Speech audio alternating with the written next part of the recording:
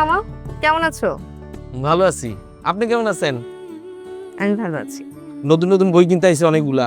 আপনার প্রিয় লেখকের বইটাও কিনতে আইছে। ও, কিন্তু আমি তো সামনের মাসের বেতন না পেয়ে কিছু নিতে পারতেছি না। কোন বইটা? ওই যে ছেলেটা খুঁজতেছিল না বইটা। আরে কোন ছেলেটা? উফ, মামা, সেদিন বৃষ্টির দিনের বেকার ছেলেটা। ও আচ্ছা আচ্ছা, চিনছি। তুমি সব কিছু ভুলে যাচ্ছ। এই যে বইটা নাও, এই বইটা কাছে পৌঁছে দেবেন। জি আচ্ছা। এই মানে এই দাঁড়ান, এই বইটার আসলে বিশেষত্বটা কি কইবেন? মামা, বইয়ের কোনো বিশেষত্ব হয় না। বই তখনই বিশেষ হয় যখন সেটা বিশেষ মানুষের হাতে যায়। তার চেয়ে বরং ওই ছেলেটা আসলে তুমি এই বইটা ঠিক মতো দিয়ে দিবে। ঠিক আছে? এখন আমার টিউশনই আছে, আমি আসি। আল্লাহ হাফেজ।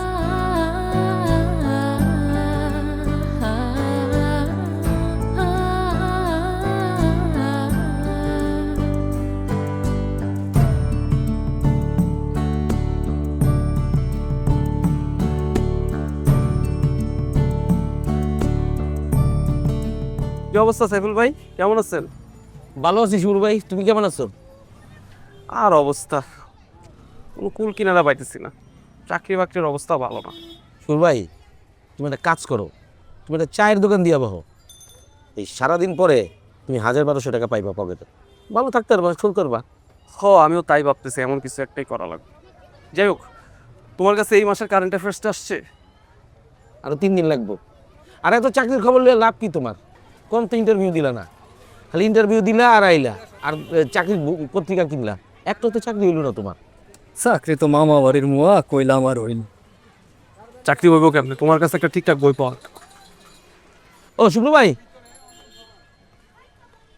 এই যে আমি ভুলে গেছি, মানে আমার যে এত ভুলো মন হয়েছে, তোমার একটা দামি জিনিস কিন্তু আমার কাছে আছে। আর তুমি যে এত দামি মানুষ সেটা কিন্তু আমি এতদিন জানতাম না। তুমি কিছুক্ষণ আগে আমার কইলা যে চায়ের দোকান দিতে, আর এখন কইতেছো আমি দামি মানুষ। তুমি কি কিছু খাওয়া শুরু করলা আবার? সকালে নাস্তা খাইছি, 2 কাপ চা খাইছি চিনি বাড়ায়, আর আমি তো ওগুলো ছেড়ে দিয়েছি, সারাদিন তো বইয়ের দোকানেই থাকি। ঠিক আছে, জিনিসটা লয়ে যাও। এই যে এইটা তোমার কে দিল? ওই যে ওই মাইয়া, এই যে সেদিন তারা রেইনকোট দিছ, সে দিয়ে গেছে। উনি আসছিল? এই তো মাত্র কিছুক্ষণ আগে গেল ওই দিয়া।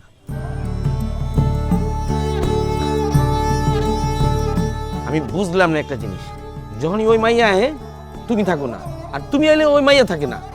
একটা কাজ করো শুক্র ভাই, তুমি আর মাইয়া মিলা একদিন দুইজনে আমার দোকানে আসো, দুজনে চা খাওয়াই চিনি বাড়ায়া, বুঝছা?